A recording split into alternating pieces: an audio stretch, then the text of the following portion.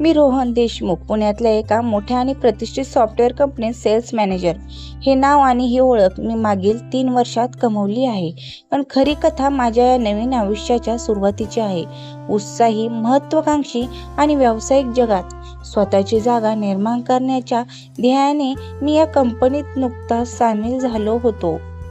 तो दिवस माझ्यासाठी एखाद्या सामान्य विक्री भेटीसाठी सुरू झाला होता. मला ई-शॉप चालवणाऱ्या एका नवीन क्लायंटला भेटायचे होते. आमची चर्चा चांगली झाली, पण काही अत्यावश्यक कागदपत्रे त्याला घरी विसरली होती. रोहनजी, मी घरी विसरलो आहे. चला माझ्या घरी. कोथरूडला माझी पत्नी आहे. ती तुम्हाला सगळे पेपर देईल, तो म्हणाला. मला थोडी अस्वस्थता वाटली आणि व्यावसायिक शिष्टाचार म्हणून मी होकार दिला. आम्ही त्यांच्या कोथरूडच्या एका प्रशस्त फ्लॅटमध्ये पोहोचलो. दार उघडलं आणि माझ्यासमोर उभी राहिली ती अनन्या. पहिल्या क्षणी मला जाणवलं की ती सामान्य नव्हती. तिच्या चेहऱ्यावर एक सोज्वळ आणि शांत सौंदर्य होतं, पण डोळ्यात एक अनामिक वेदना आणि गडद रहस्य लपलेलं होतं. एका आकर्षक स्त्रीचं दुःखी रूप तिने शांतपणे पण उदास स्वरात माझ्या स्वागत केलं. या आत या. तुम्ही बसा, मी तुमच्यासाठी चहा घेऊन येते. माझा क्लायंट मला सोफ्यावर बसून काहीतरी महत्त्वाचं काम आहे असं सांगून तात्पुरता बाहेर गेला. मी खोलीत बसलो होतो आणि पुस्तकांनी भरलेली कपाटे न्याहाळत होतो. इतक्यात विजेचा दिवा गेला. फ्लॅटमध्ये गडद अंधार पसरला. पुणे शहरात लाईट जाणे तसं नवीन नव्हतं, पण त्या क्षणी तो अंधार खूप गूढ वाटला. मला वॉशरूमला जायचं होतं. मी अनन्याला आवाज दिला. ती आतून म्हणाली, वॉशरूम उजवीकडे आहे, थोडा अंधार आहे, काळजी घ्या. मी वॉशरूममध्ये गेलो. आतही अंधार असल्याने काम लवकर आटपून बाहेर येण्याची घाई होती. मी दार उघडून बाहेर पडणार इतक्यात लाईट आली आणि माझ्या डोळ्यासमोर जे दृश्य होतं त्याने मला क्षणभर श्वास घेणंही कठीण होतं. माझ्या अगदी समोर दाराच्या चौकटीत अनन्या उभी होती. ती माझ्यापासून इंचभर अंतरावर होती, शांत, स्तब्ध, जणू एखाद्या गूढ प्रतिमेसारखी. त्या क्षणी आमच्यात एक अनोळखी पण तीव्र शांतता पसरली. ती शांतता खूप काही बोलत होती, पण शब्द नव्हे. माझ्या हृदयाची धडधड वाढली. मी घाबरलो होतो, अस्वस्थ झालो होतो. पण ती हळूच म्हणाली, सॉरी, मी बाथरूम बंद करायला आले होते, अंधारात अडचण नको म्हणून. तिच्या चेहऱ्यावर कोणतेही भाव नव्हते, पण तिच्या बोलण्यात एक वेगळाच कंप होती. मी काही न बोलता फक्त ठीक आहे म्हणालो आणि पटकन बाहेर आलो. ती माझ्याकडे पाहत होती. तिच्या डोळ्यातील गूढता वाढत होती. थोड्याच वेळात तिचा नवरा परत आला आणि आम्ही कामाची चर्चा केली. मी निघायच्या वेळी अनन्या दारात उभी राहिली. त्याने हसून माझा नंबर घेतला. सेल्स मॅनेजर आहात, कामाच्या निमित्ताने कधी काही लागलं तरी सांगायला विसरू नका. त्या रात्री 10 वाजता माझा फोन वाजला. स्क्रीनवर अनन्याचं नाव दिसलं. मी फोन घेतला. तिच्या आवाजात खूप थरथर होती. ती दिवसा भेटलेल्या शांत अनन्यापेक्षा खूप वेगळी होती. रोहन, मला तुझ्याशी खूप महत्त्वाचं बोलायचं आहे, पण मी घरी बोलू शकत नाही, ती म्हणाली.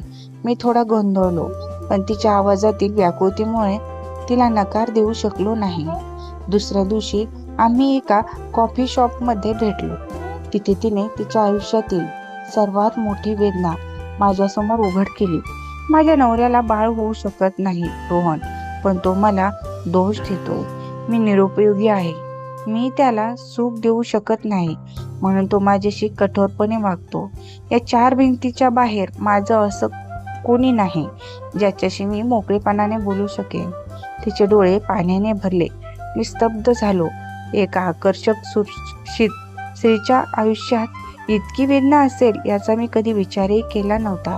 मी लगेच तिचा आधार बनलो. मी तिच्या वैयक्तिक आयुष्यात हस्तक्षेप करत होतो, पण तिच्या दुःखी चेहऱ्याकडे पाहून मी स्वतःला थांबवू शकलो नाही. पुढच्या काही दिवसात आमची ओळख भावनिक नात्यात बदलली. मी तिचा विश्वासू आणि आधारस्तंभ झालो होतो. एके रात्री ती सुंदर वेळेचा अनुभव दिला. तिच्या जीवांनी रंग मिसळले आणि एक दिवस अनन्याने मला एक आनंदाची बातमी सांगितली. ती गर्भवती होती. माझ्या आनंदाला पारावार राहिला नाही. मी तिला पूर्णपणे स्वीकारलं आणि तिच्यासोबत राहण्याचं वचन दिलं. पण काही आठवड्यानंतर एक धक्कादायक सत्य उघडकीस आलं. डॉक्टरांना भेटल्यानंतर लक्षात आलं की ती गर्भधारणा नुकतीच नव्हती, तर ती आधीच पोटात होती, ज्याची तिने माझ्यापासून लपवणूक केली होती. माझ्या पायाखालची जमीन सरकली. तिने माझ्याशी खोटं का बोललं? या दरम्यान तिच्या नवऱ्याला काहीतरी संशय आला. त्याला तिच्या वागण्यात बदल जाणवला. आमच्या नात्याचा संशय त्याला आला नसेलही, पण तिला अचानक मिळालेल्या मातृत्वाच्या आनंदाने तो अस्वस्थ झाला.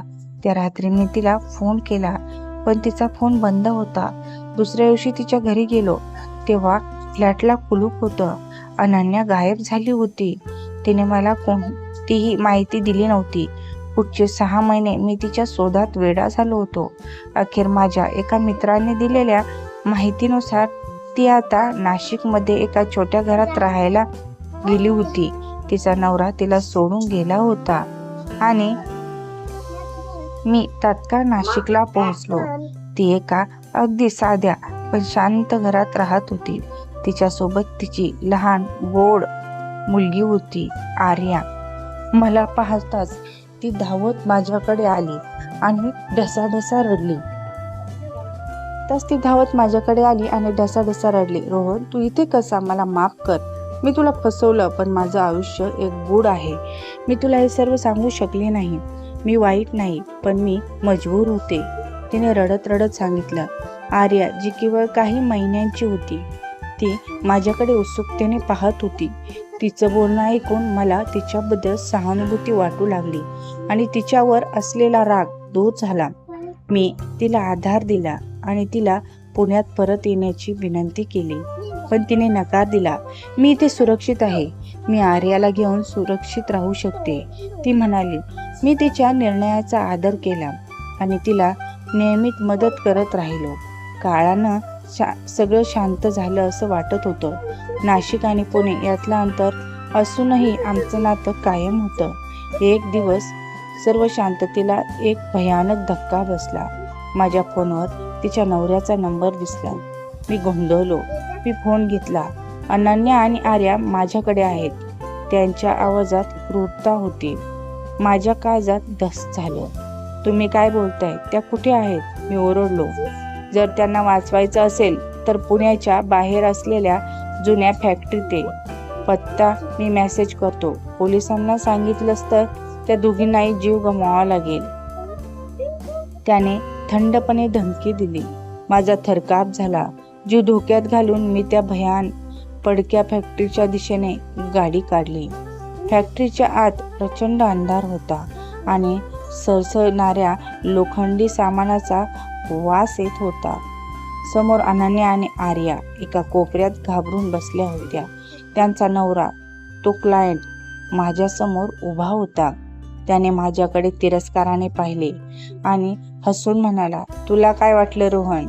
अनन्या साधी गृहिणी आहे आणि हे बाळ आपलं आहे.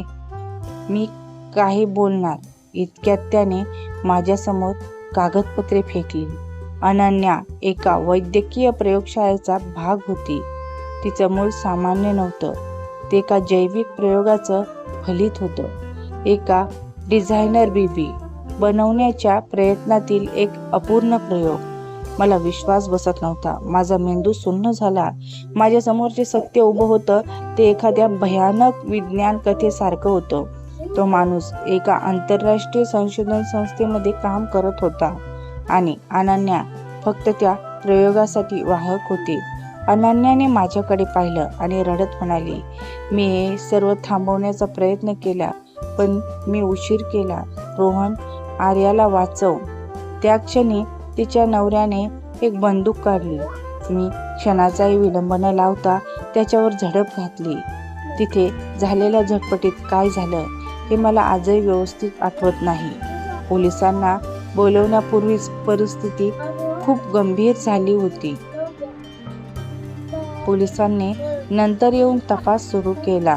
तो क्लायंट अटक झाला, पण त्याने दिलेल्या पुरावे आणि अनन्याचं गूढ आयुष्य माझ्या मनातून कधीच गेलं नाही. अनन्याच्या आयुष्यातील रहस्य, आर्याचा जन्म आणि त्या जैविक प्रयोगाचा भयानक इतिहास माझ्या आयुष्याचा एक भाग बनला होता.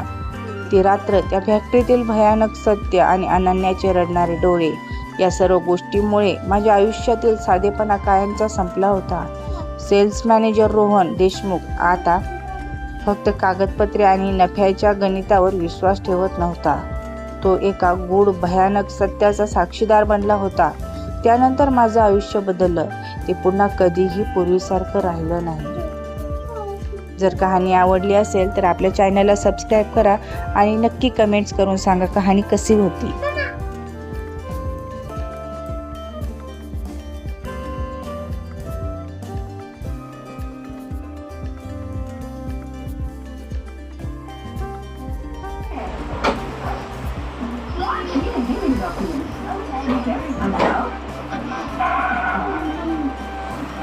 विश्वास नहीं हो रहा है, ये कितनी सुंदर है और वो सीधी मेरे पास आ रही है.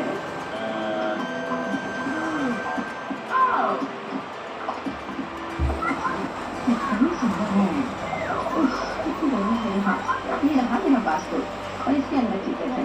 धन्यवाद. आज तो सारे लड़कों का ध्यान मुझ पर ही रहेगा. अच्छा लड़कों, अब वोट करने का समय हो गया है.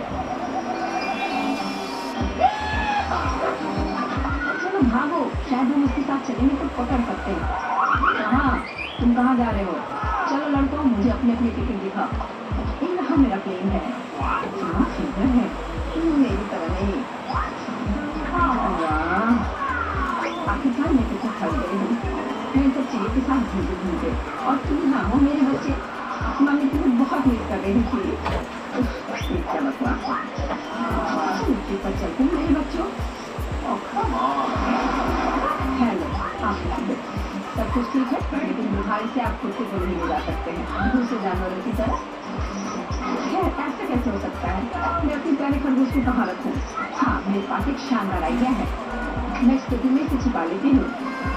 बाय बाय बेबी, चिंता मत कीजिए, मेरे साथ होगा. आपका पासपोर्ट मैडम, सब कुछ ठीक है, लेकिन थोड़ी सी चेकिंग होगी. क्या है? जानवरों का मुख प्लेन में ले जाना सख्त मना है, लेकिन चिंता न करें, आपका पालतू आपका इंतजार करेगा और आपके लौटने तक यहाँ रहेगा.